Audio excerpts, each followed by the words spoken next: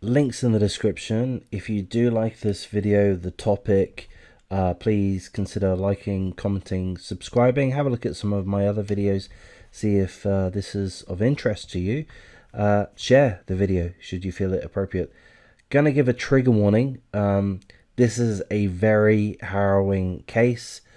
It involves the murder and torture, severe neglect of a disabled toddler. So genuine trigger warnings there. I'm going to read through the full article.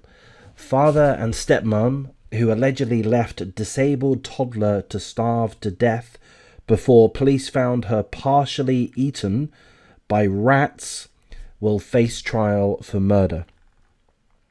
So it's these two here, the father and the stepmom.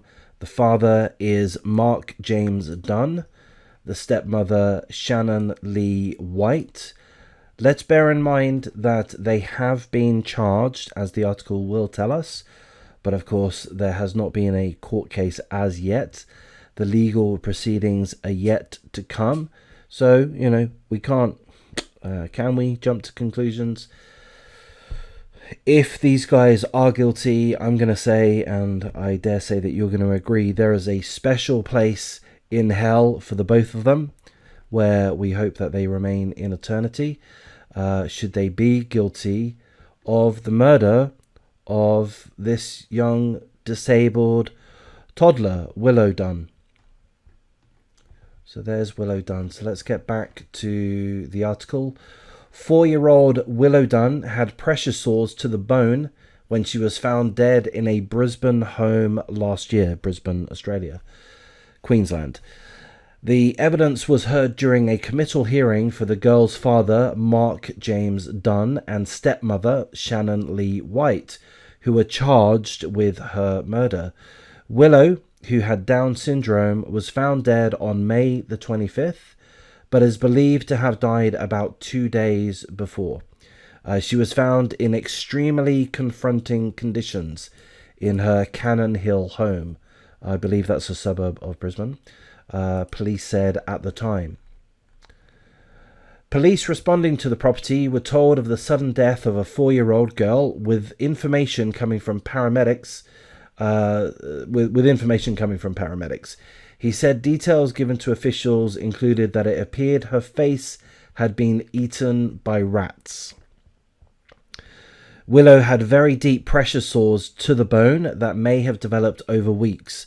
Forensic pathologist Dr. Andrew Kedziora told the hearing. Deep pressure sores to the bone that may have developed over weeks. The majority were on her back and likely due to immobility. Here's a quote from the pathologist. If a child is able to move even a little bit and change the position, this will immediately improve the circulation or blood flow through this area and slow down or reverse those changes. So the fact that these pressure sores are present and they are so deep shows that for quite a while the child did not move at all. Sores on her pelvic bones may have been caused by pressure from clothing like nappies. The pathologist also found evidence of pancreatitis, most commonly caused by chronic dehydration and nutritional deficiencies. The last contact Willow had with the doctor was in 2018, when she was quite lively and behaving normally. At the time, her height was on the 25th percentile, but by the time she died, she was at the 5th percentile. I'll be honest, I'm not quite sure what that means. I think it's saying she was underdeveloped. I think it's saying that she wasn't growing, yes. If the child stopped growing suddenly, that drop would take 8 months. But this period may be shorter if some of the stunting was caused by intermittent disease or childhood infections. So there's the bulk of the article. Magistrate Mark Nolan committed Dunn and White to stand trial in the Supreme Court in Brisbane at a date yet to be decided. They each face 1 count of murder and one count of child cruelty. They both remain in custody. So obviously, prayers to the murdered disabled child with Down syndrome, Willow Dunn,